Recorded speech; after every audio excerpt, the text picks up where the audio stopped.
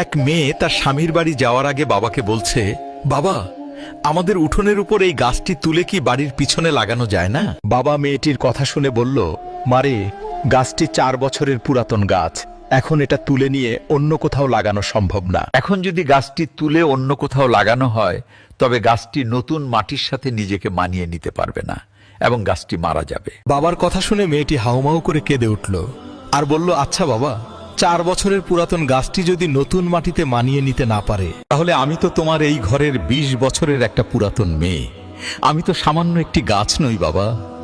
তাহলে তুমিই বলো, আমি কিভাবে অন্য একটি নতুন বাড়িতে গিয়ে নিজেকে সম্পূর্ণ মানিয়ে নিব আর কিভাবে নিজেকে সম্পূর্ণ বাঁচিয়ে রাখবো বাবা?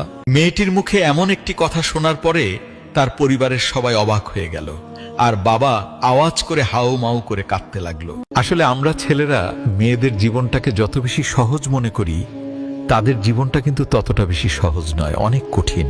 তাই আমি এই পৃথিবীর সমস্ত ছেলেদেরকে বলবো, আপনারা দয়া করে মেয়েদেরকে মন থেকে সম্মান করতে শিখুন এবং তাদেরকে ভালোবাসুন।